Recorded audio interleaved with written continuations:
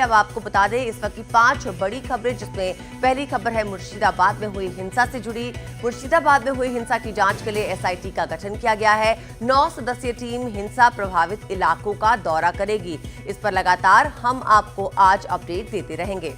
बिल्कुल, इसी के साथ साथ वक्फ एक्ट की संवैधानिक वैधता को चुनौती देने वाली याचिकाओं पर आज सुप्रीम कोर्ट में फिर से सुनवाई होगी। कल सुनवाई हुई थी और आज दूसरा दिन है सुनवाई का।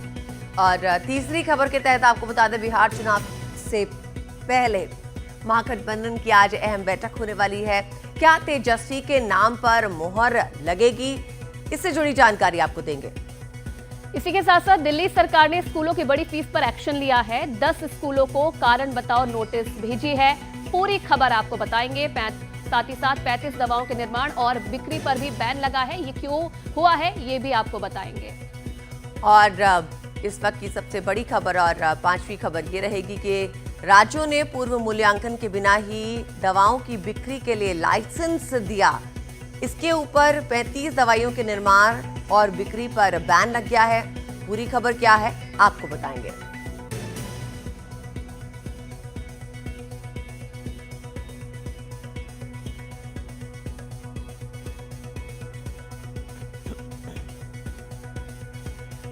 तो वक्फ एक्ट की संवैधानिक वैधता को चुनौती देने वाली याचिकाओं पे आज सुप्रीम कोर्ट में फिर से सुनवाई होगी। बुधवार को इस मामले में सुनवाई के बाद कोई अंतरिम आदेश पारित नहीं किया गया। हालांकि कोर्ट ने केंद्र से कुछ धाराओं में स्पष्टीकरण की मांग की है। कोर्ट ने केंद्र को नोटिस देकर जवाब मांगा है। वक्फ पर सरकार ने भी अपना पक्ष रखा। वक्फ कानून पर सुप्रीम कोर्ट ने 70 से ज्यादा याचिकाएं दाखिल हुई, जिस पर कल सुनवाई हुई थी और आज भी दोपहर 2 बजे से सुनवाई होनी संभव है। सुप्रीम कोर्ट ने केंद्र सरकार को कहा है कि कारण बताए जाएं कि क्यों इस कानून के ऊपर जो है याचिकाकर्ताएं हैं उनकी सुनवाई नहीं हो और आगे जो है उनके हित में फैसला लिया जाए। लेकिन लगातार दूसरे दिन भी सुप्रीम कोर्ट में आज सुनवाई होगी और हमारे संवाददाता आशीफ भार्गव इस खबर पर हमारे साथ जुड़ गए हैं। बिल्कुल आशीष, आपसे ये जानना चाहेंगे क्योंकि कल सुनवाई हुई, आज दूसरा दिन है सुनवाई का। दूसरा दिन किस लिहाज से आज अहम रहने वाला है? काफ़ी अहम है क्योंकि सुप्रीम कोर्ट ने कल बड़े सवाल केंद्र सरकार से पूछे थे। कहा था कि क्या आप जो हिंदू बंदोबस्ती बोर्ड हैं जो मंदिरों के, क्या उसमें किसी मुस्लिम को शामिल करेंगे? तो ये एक बड़ा सवाल था। यहाँ पर सुप्रीम कोर्ट ने साफ तौर पर आपत्ति जताई है इस एक्ट के कुछ प्रावधानों पर और सुप्रीम कोर्ट ने कहा है कि वो कुछ जो प्रावधान है, कुछ जो खंड है इस एक्ट के, उस पर वो अंतिम रोक लगाना चाहता है। केंद्र सरकार को नोटिस भेजना चाहता है, उससे जवाब मांगेगा क्योंकि ये जो एक्ट है, जो संशोधन किया गया है, उसमें कुछ स्पष्टीकरण चाहिए। ये सीजीआई संजीव खन्ना की बेंच ने कहा, 3 जजेस की ये बेंच थी और सुप्रीम कोर्ट ने ये भी इच्छा जताई कि वो 3 चीज़ों पर अंतिम रोक के आदेश दे सकता है। पहली चीज़ ये है कि जो संपत्ति है किसी कोर्ट के द्वारा वक्फ प्रॉपर्टी घोषित कर दी गई हैं, उनको जो है डी नोटिफाई इस एक्ट के तहत नहीं किया जाएगा। दूसरा ये है कि कलेक्टर जो हैं अपनी जांच तो जारी रखेंगे, कार्रवाई तो जारी रखेंगे, लेकिन कोई फाइनल फैसला नहीं सुनाएंगे, कोई प्रभावी फैसला नहीं सुनाएंगे। तीसरी बात ये थी कि जो बोर्ड होंगे वक्फ बोर्ड के में, उसके जो सदस्य हैं, एक्स ऑफिसियो जो सदस्य हैं, वो तो नॉन मुस्लिम हो सकते हैं, लेकिन बाकी जो सदस्य हैं वो मुस्लिम ही होंगे। इस तरह का एक अंतरिम आदेश सुप्रीम कोर्ट पारित करना चाहता था, लेकिन केंद्र सरकार और जो राज्य सरकारें पहुंची हैं सुप्रीम कोर्ट में, उन्होंने सुप्रीम कोर्ट से ये आग्रह किया कि वो इस पर जवाब देना चाहते हैं, इसलिए फ़िलहाल कोई अंतरिम आदेश जारी न किया जाए। तो फिलहाल आज के लिए सुनवाई टल गई थी। 2 बजे एक अहम सुनवाई होगी और आज ये फैसला हो जाएगा कि आखिरकार सुप्रीम कोर्ट इस मुद्दे पर किस तरफ जाएगा। सुप्रीम कोर्ट ने यह भी साफ किया है कि वो उसके पास 3 विकल्प हैं। पहला विकल्प ये कि इस चुनौती को अपने पास रखें और यहाँ पर इसकी जांच करें। दूसरा ये कि हाई कोर्ट, किसी एक कॉमन हाई कोर्ट को इसे भेज दें, हाई कोर्ट का ये सुने। या तीसरा, जो हाई कोर्ट में पुराना जो वक्फ एक्ट है 1995 में जब संशोधन हुआ था, तो उनको लेकर करीब 140 याचिकाएं हैं विभिन्न हाई कोर्ट में, क्या वो सारी सुप्रीम कोर्ट में मंगा लें और यहाँ ट्रांसफ़र करके सारे केस को एक साथ सुने। तो काफ़ी अहम सुनवाई आज की होने वाली है और आज इस केस की दशा क्या होगी, आगे किस तरह से आगे बढ़ेगा, क्या अंतरिम रोक कुछ प्रावधानों पर लगेगी, ये तमाम चीज़ों के जवाब आज हमें मिल जाएंगे। जी आशीष, हम आपके पास लौटेंगे और अपडेट्स के लिए फिलहाल बहुत बहुत शुक्रिया इस जानकारी के लिए। तो देखिए, वक्फ मामले में कल करीब 1 घंटे से ऊपर सुनवाई चली, जहां सरकार ने कहा कि ये कानून बहुत विचार विमर्श के बाद बनाया गया है। तो सुप्रीम कोर्ट ने सरकार के सामने कई मुश्किल सवाल भी रखे, कुछ अंतरिम रोक लगाने की इच्छा भी जताई। आज की सुनवाई काफी अहम मानी जा रही है।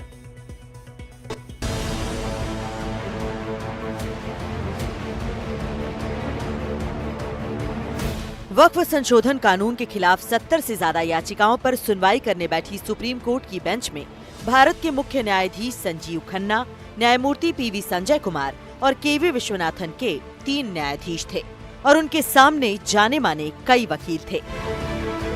वक्फ संशोधन कानून को लेकर सरकार और वक्फ दोनों को बुधवार को सुप्रीम कोर्ट के कई सख्त सवाल झेलने पड़े। खासकर पुरानी इमारतों के दस्तावेजों को लेकर कोर्ट ने सरकार से सवाल पूछे। सुप्रीम कोर्ट ने पूछा, सैकड़ों साल पुरानी संपत्ति के दस्तावेज कहां से लाए जाएंगे। ये भी पूछा कि क्या अब से आप मुसलमानों को हिंदू बंदोबस्ती बोर्ड का हिस्सा बनने की अनुमति देंगे। वक्फ बोर्ड से भी पूछा कि वो ऐतिहासिक और वैश्विक विरासत वाली इमारतों को वक्फ की संपत्ति कैसे बता सकते हैं। भारत के मुख्य न्यायाधीश संजीव खन्ना, न्यायमूर्ति पीवी संजय कुमार और केवी विश्वनाथन के 3 न्यायाधीशों वाले पीठ ने एक बार कुछ अंतरिम रोक लगाने की मंशा भी जताई, हालांकि फिर रोक नहीं लगाई। एक्ट के कुछ हिस्सों पर सुप्रीम कोर्ट ने ऐतराज भी जताया, कहा कि जो भी संपत्ति उपयोगकर्ता द्वारा वक्फ घोषित की गई है या न्यायालय द्वारा घोषित की गई है, उसे अधिसूचित नहीं किया जाएगा। कलेक्टर कार्रवाई जारी रख सकते हैं, लेकिन प्रावधान लागू नहीं होगा। पदेन सदस्य नियुक्त किए जा सकते हैं, उन्हें धर्म की परवाह किए बिना नियुक्त किया जा सकता है, लेकिन अन्य मुस्लिम होने चाहिए। उधर सरकार ने कहा कि ये बिल बहुत विचार विमर्श के बाद बनाया गया है। एसजी तुषार मेहता ने कहा कि ये एक सुविचारित कानून है, ये कोई साधारण कानून नहीं है। संसद में रखे जाने के बाद जेपीसी का गठन किया गया, इस पर काफी विचार विमर्श किया गया, दोनों सदनों ने इसे पास किया। अदालत में चल रही कार्यवाही पर कई मुस्लिम उलेमा ने संतोष जताया। जो कोर्ट ने अपने ऑब्जर्वेशन में ये बात कही है कि जो भी वक्फ प्रॉपर्टीज़ ऑलरेडी नोटिफाइड हैं उनको डी नोटिफाई ना किया जाए और other than ex officio members board में मुस्लिम मेंबर्स ही होने चाहिए। इन ऑब्जर्वेशन से इस बात की उम्मीद जाहिर हुई है कि इंशाअल्लाह जब भी फैसला आएगा वो हक़ और इंसाफ पर ही मबनी होगा। देखिए, जमीयत उलमा तो एक मजहबी जमात है, हम सियासी मसाइल के ऊपर कभी बोलते भी नहीं। वक्फ का मसला खालिस इस्लाम के अंदर एक मजहबी मसला है, उसके उसूल हैं। आज की जो सूरत हाल है वो बिल्कुल उलट गई। वो ये कह रहे हैं कि इससे मुल्क के बसने वाले मुसलमानों का फायदा है। झूठ बोलते हैं, झूठे हैं। अदालती कार्रवाई के बाहर वक्फ को लेकर विवाद जारी रहा। सत्ता पक्ष का कहना है कि विपक्ष भ्रम फैलाने की कोशिश कर रहा है। जब सीए की भी जब बात आई थी उस वक्त भी देश भर में इसी तरीके से आगजनी का माहौल इन्होंने बना के रखा था अपने विवादित बयान देकर। बट जिस तरीके से उस मोमेंट में ये लोग देश भर में एक आगजनी का माहौल बनाते हैं, ये गलत है और आज फिर से वही प्रयास किया जा रहा है। वक्त को लेकर जिस तरीके से मुसलमानों के बीच में भ्रम फैलाने का प्रयास किया जा रहा है, उनके बीच आक्रोश उत्पन्न करने का प्रयास किया जा रहा है, जिसका परिणाम है कि इस तरीके की घटनाएं हम लोग को देखने को मिल रही है। All India Muslim personal law board लगातार प्रोवोक कर रही है। कानून पारित हो गया, सुप्रीम कोर्ट में अगर चुनौती दे रखा है तो सड़कों पे क्यों प्रोटेस्ट कर रहे हैं, क्यों दंगा कराने की कोशिश कर रहे हैं, क्यों प्रोवोक कर रहे हैं, क्यों कह रहे हैं हम फला तारीख को पूरे देश के मुसलमान अपने घरों की बत्ती को गुल करेंगे, या क्यों कह रहे हैं कि हम यहाँ पे दिल्ली में फिर प्रदर्शन करेंगे। जिस तरह से आज इसका विरोध हो रहा है तो ये नहीं चाहते कि ये जो देश के संशोधन के बाद गरीबों को, पसमानदा को, पिछड़ों को, मुसलमानों को या महिलाओं को उनको जगह मिलेगी वक्फ बोर्ड में, बैकवर्ड्स का रिप्रेजेंटेशन है। अदालत में गुरुवार को भी सुनवाई जारी रहेगी। माना जा रहा है कि वक्फ का ये मामला आने वाले कई कानूनों पर असर डाल सकता है।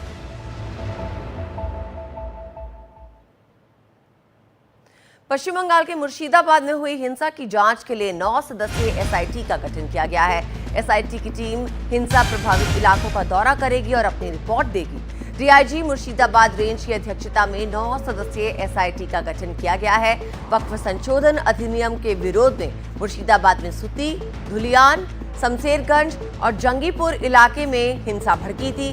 कम से कम 3 लोगों की मौत हुई थी और सैकड़ों लोग बेघर हो गए थे। इसके बाद केंद्रीय बलों की तैनाती की गई और इंटरनेट सेवाओं को निलंबित कर दिया गया और अब 9 सदस्यीय एसआईटी का गठन किया गया है और मुर्शिदाबाद हिंसा की जांच ये एसआईटी टीम करेगी।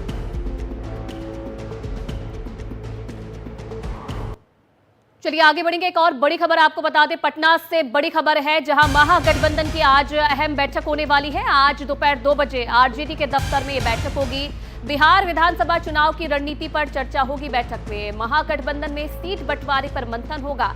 बैठक में आरजेडी, कांग्रेस, वीआईपी से मुकेश साहनी, सीपीआई, सीपीएम और सीपीआईएमएल से प्रदेश अध्यक्ष शामिल होंगे। माना यह भी जा रहा है कि सीटों का जो पेंच है सुलझाने के बाद सही समय पर तेजस्वी को सीएम चेहरा घोषित भी किया जाएगा।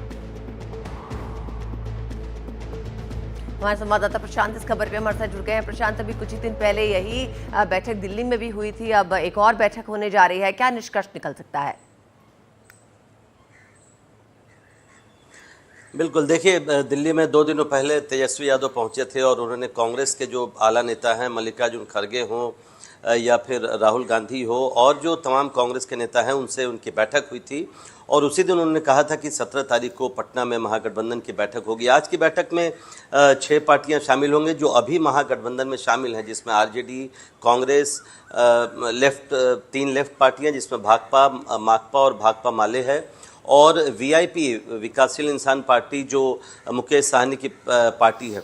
लेकिन सबकी नज़र 2 चीज़ों पर है। पहला ये कि माना जा रहा है कि बिहार में महागठबंधन का कुनबा बढ़ने वाला है क्योंकि चिराग पासवान के चाचा पशुपति पारस जो राष्ट्रीय लोक जनशक्ति पार्टी के नेता हैं वो महागठबंधन में शामिल हो सकते हैं क्योंकि उन्होंने एनडीए छोड़ दिया है। तो ये लगभग अब ये तय है कि वो महागठबंधन में शामिल होंगे। हालांकि आज की बैठक में वो शामिल होंगे कि नहीं इस पर अभी संशय है क्योंकि कल दोपहर तक ये अपडेट था कि उनको अभी तक बैठक में आने का निमंत्रण नहीं हुआ है। दूसरी बड़ी चीज़ जिस पर सबसे ज़्यादा नज़र रहेगी वो ये है कि तेजस्वी यादव जो बार बार कहा जा रहा है कि उनको मुख्यमंत्री चेहरा बनाया जाएगा कि नहीं बनाया जाएगा, क्या इस पर भी कोई चर्चा होती है? मेरी जानकारी ये है कि अभी दोनों ही पक्षों की राय ये है कि अभी फ़िलहाल इतनी जल्दी मुख्यमंत्री का चेहरा घोषित नहीं किया जाए।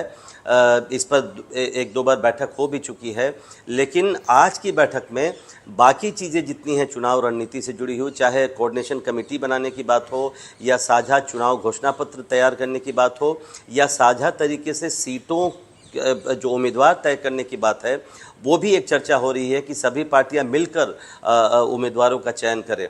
लेकिन पहले उसके लिए सीट शेयरिंग पर बात होना ज़रूरी है और मुख्यमंत्री चेहरा भी उस पर बात हो, ये भी ज़रूरी है। लेकिन आज की बैठक में 3-4 बड़े मुद्दे हैं, उन पर चर्चा होगी और सबकी नज़र इस बात पर होगी कि पशुपति पारस की पार्टी इस बैठक में आती है या नहीं और फिर महागठबंधन में वो कब तक शामिल होती है। जी प्रशांत, क्या सीटों को लेकर जो फॉर्मूला है वो तय हो गया? अगर तय हो गया तो किस तरीके से जो सीट बंटवारा है वो किया जा सकता है और अगर पशुपति पारस की जो पार्टी है वो शामिल होगी तो कितनी सीटें उनको मिल सकती है? जी देखिए, सीटों के बंटवारे की जहाँ तक बात है और उस पर बातचीत की जो बात है वो इतनी बड़ी बैठक में इस तरह की बात नहीं होती है। आमतौर पर जो आज की बैठक है मेरी जानकारी के मुताबिक उसमें जो कॉमन चीज़ें हैं महागठबंधन के लिए उस पर चर्चा की जाएगी। कॉमन मैनिफेस्टो की बात होगी, कोऑर्डिनेशन कमेटी की बात होगी, कॉमन कैंपेनिंग की बात होगी, इन सब चीज़ों पर आज चर्चा होगी और हो सकता है कुछ रणनीति भी तैयार की जाए। एक कोऑर्डिनेशन कमेटी बनाने की भी घोषणा हो सकती है जिसमें फिर आगे चलकर सीटों के बंटवारे पर बातचीत होगी। अभी तेजस्वी यादव जो दिल्ली आए थे उसमें ये तय हुआ था कि टाइम बाउंड मैनर में समयबद्ध तरीके से इन सभी चीज़ों को समय रहते पूरा कर लिया जाए ताकि अंत तक इंतज़ार नहीं करना पड़े। तो जल्दी ही इस पर बातचीत शुरू होगी, लेकिन आज की बैठक में कोई कॉन्क्रीट सीट बंटवारे पर चर्चा होगी इसकी संभावना मुझे कम लगती है। चलिए धन्यवाद प्रशांत आपका तमाम जानकारी देने के लिए सब पूरी खबर पर। तो आगे बढ़ते हुए आपको बता दें, मनमाने ढंग से फीस बढ़ोतरी की मिली शिकायतों के बाद दिल्ली के निजी स्कूलों पर अब शिकंजा कसा जा रहा है। 600 स्कूलों का निरीक्षण हुआ और 10 स्कूलों को नोटिस भेजा गया। दिल्ली सरकार ने तत्काल प्रभाव से निजी स्कूलों को बड़ी फीस वापस लेने के आदेश दिए हैं। फीस बढ़ोतरी की मिली शिकायतों के बाद निजी स्कूलों की जांच के लिए जिला स्तरीय समितियों का गठन किया गया है। स्कूल फीस विवाद पर शिक्षा मंत्री आशीष सूद ने भी बताया कि 7 दिन में 600 स्कूलों का ऑडिट किया गया और 10 स्कूलों को कारण बताओ नोटिस भेजा गया है। साथ ही आपको ये भी बता दें कि मनमाने तरीके से स्कूल फीस बढ़ाने के मुद्दे को एनडीटीवी ने प्रमुखता से उठाया था और अब इसी के चलते बड़ा एक्शन लिया जा रहा है। 10 स्कूलों को नोटिस भेजा गया है और पिछले 7 दिनों में 600 स्कूलों का, दिल्ली के स्कूलों का ऑडिट किया गया है। सभी प्राइवेट स्कूलों को सरकार के आदेश हैं कि वो अपनी रिपोर्ट्स जो है सबमिट करें, किस तरह से फीस बढ़ाई जा रही है उस पर जवाब दें। और चलिए अश्विन इस खबर पर और ज्यादा जानकारी के लिए हमारे साथ जुड़ गए हैं। अश्विन, जिस तरीके से लगातार शिकायतें मिल रही थी, पेरेंट्स लगातार शिकायतें कर रहे थे कि मनमाने ढंग से जो स्कूल है फीस बढ़ा रहे हैं, अब कहीं ना कहीं जो रेखा सरकार है एक्शन में नजर आ रही है। जी हाँ, देखिए लगातार जब से सरकार बनी उसके बाद से जो प्रमुख मुद्दा उठाया जा रहा था कि फीस बढ़ोतरी को लेकर तमाम स्कूल के जो पेरेंट्स थे वो प्रदर्शन कर रहे थे। वो कभी मंत्री से मिल रहे थे, कभी मुख्यमंत्री से, कभी अधिकारियों से, लेकिन कोई हल नहीं निकल रहा था। जिसके बाद आखिरकार 7 दिनों पहले दिल्ली सरकार ने एक कमेटी बनाई थी। उन्होंने कहा था जितने भी जिले हैं हर जिले के एसडीएम के नेतृत्व में कमेटी बनेगी और जब जितने भी प्राइवेट स्कूल हैं वहाँ जांच होगी। 1677 प्राइवेट स्कूल है दिल्ली में, जिसमें से अभी 600 स्कूलों की ऑडिट की गई है। ऑडिट के बाद 10 स्कूलों को सो कॉज नोटिस दिया गया है। साथ ही साथ सख्त चेतावनी देते हुए कहा गया है कि जितने भी स्कूलों ने मनमाने तौर पर स्कूल की फीस बढ़ाई है वो तुरंत प्रभाव से उसको वापस ले। सरकार ने ये भी कहा है कि जितने भी स्कूल जो कि ऑडिट रिपोर्ट में ये दिखाया गया कि वो फायदे में है, ऐसे स्कूलों को कहा जाता है कि वो फीस वापस ले, अन्यथा उनकी जो मान्यता उसको रद्द कर दी जाएगी या उनका जो मैनेजमेंट है उसमें सरकार का टेक ओवर हो जाएगा। ये सख्त हिदायत कल के जो ऑर्डर है उसमें दिया गया है। इसके अलावा सरकार ने कल जो 20 डमी स्कूल है उसको लेकर भी कार्रवाई की है। देखना ये होगा कि जो स्कूलों पर लगातार कार्रवाई है उसका पेरेंट्स को कब तक फायदा मिलता है, क्योंकि कल ही डीओआई के सामने करीब 15 स्कूल से ज्यादा के पेरेंट्स आए थे, उन्होंने प्रदर्शन किया। उससे एक दिन पहले क्वीन मैरी स्कूल है जिसकी खुद मुख्यमंत्री ने फोन करते हुए कहा था अधिकारियों को इसके खिलाफ कार्रवाई करिए, लेकिन अगले दिन जब पेरेंट्स आए तो उनका कहना था कि स्कूल के खिलाफ कोई कार्रवाई नहीं हुई, इसलिए मजबूरी में हमको प्रदर्शन करने के लिए फिर से आना पड़ रहा है। तो ये जो आदेश आया उसका जमीन पर कब तक धरातल पर उसका असर दिखेगा, ये बहुत महत्वपूर्ण बात है। दूसरी बात ये है कि जो स्कूलों की कमाई एक स्कूल, किताब, यूनिफॉर्म के जरिए भी है, जो अलग अलग करिकुलम एक्टिविटीज के नाम पे जो पैसा लिया जाता है वो भी पेरेंट्स की डिमांड जो एनडीटीवी ने अपने मुहिम में भी दिखाई थी, उसका हर पेरेंट ने कल जिक्र किया। जो डीओए के ऑफिस को प्रदर्शन करने आए थे उनका कहना था कि इस पर भी रोक लगना चाहिए, क्योंकि स्कूल कई बार कैश पेमेंट लेता है छात्रों से जिसका कहीं पे नोटिफिकेशन नहीं आता, कोई ऑडिट रिपोर्ट में वो चीज नहीं आती है। तो सरकार को इन सब चीजों पे भी ध्यान देना पड़ेगा, क्योंकि फीस तो ऑडिट हो जाती है लेकिन जो कैश पैसा लिया जाता है उसका ऑडिट नहीं होता। तो ऑडिट में सरकार स्कूलें दिखा देती है कि वो लॉस में है, लेकिन कई बार ऐसे अलग अलग मद बनाए गए स्कूलों के जरिए जो पैसे लिए जाते हैं लेकिन वो ऑडिट रिपोर्ट में नहीं दिखाया जाता और इसी बहाने स्कूल झूठ बोलता है कि हम लॉस में और हमें फीस बढ़ाने की अनुमति दी जाए। जी अश्विनी, बहुत बहुत शुक्रिया अश्विनी इस जानकारी के लिए। आपके पास लौटेंगे और अपडेट्स के लिए। गुरुग्राम के मेदांता अस्पताल से एक शॉकिंग न्यूज आई है। हॉस्पिटल स्टाफ पर एयर होस्टेस के यौन उत्पीड़न के इल्जाम लगे हैं। एयर होस्टेस का आरोप है कि उसके साथ ये वारदात तब हुई जब वो वेंटिलेटर सपोर्ट पर थी। इस केस में पीड़ित एयर होस्टेस ने शिकायत दर्ज करा दी है। पुलिस वारदात का सच खंगाल रही है। उधर इस मामले में मेदांता हॉस्पिटल के मैनेजमेंट ने जांच में सहयोग का भरोसा दिलाया है।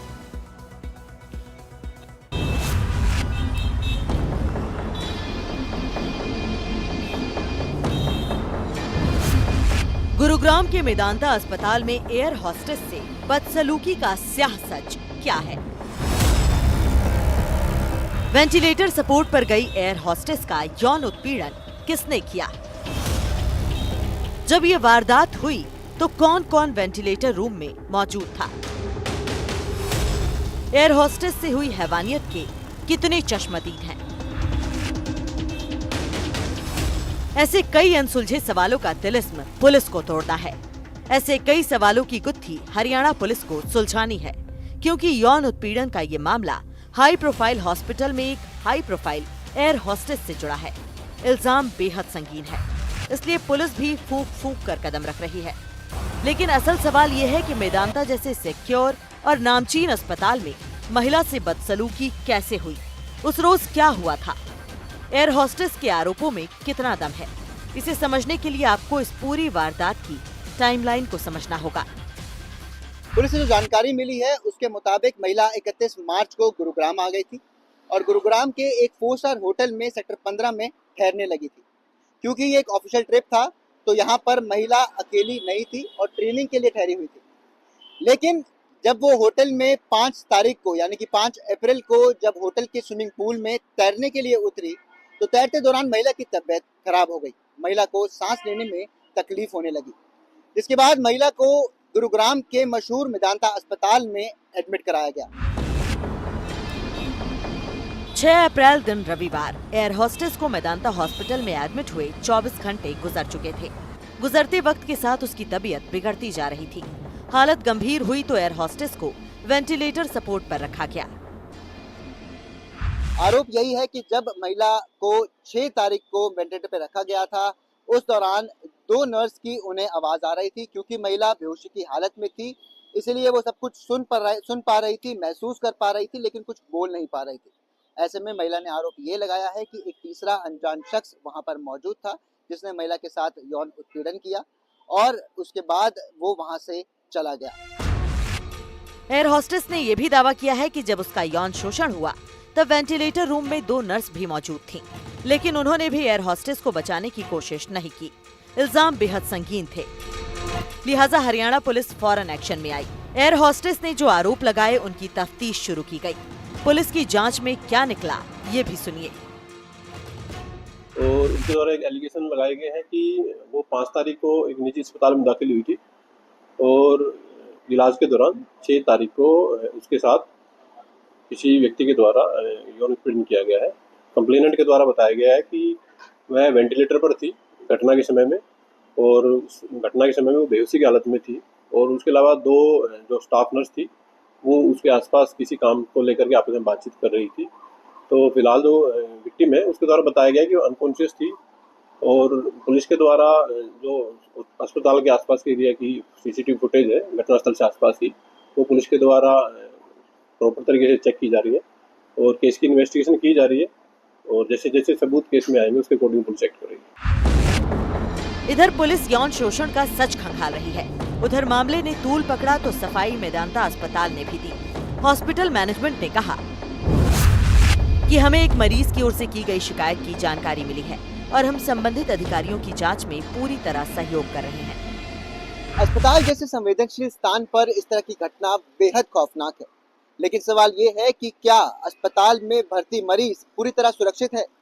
ये सोचने वाली बात है। गुरुग्राम से शुभांग सिंह ठाकुर, NTV इंडिया। केंद्र सरकार ने निश्चित खुराक संयोजन यानी FTO वाली 35 दवाओं पर उत्पादन, बिक्री और वितरण पर रोक लगा दी है। इनमें pain killer, nutrition supplements, diabetes की दवाएं शामिल है। बिना अनुमति बिक रही इन दवाओं का लोगों के सेहत पे गलत प्रभाव पड़ने के मामले सामने आने के बाद ये फैसला लिया गया। इसे लेकर शीर्ष औषधि नियामक संस्था यानी CDSCO ने सभी राज्यों और केंद्र शासित प्रदेशों को पत्र लिखा था। ये निर्देश तब दिए गए जब जांच में ये पाया गया कि कई राज्यों ने प्रतिबंधित दवाओं के लाइसेंस भी बांट दिए हैं। तो बिना अनुमति के जो दवाएं बिक रही थी, अब उसके लिए सरकार ने इन दवाओं पर रोक लगाई है। करीब 35 दवाएं हैं जिनके उत्पादन और बिक्री पर रोक लगाई गई है।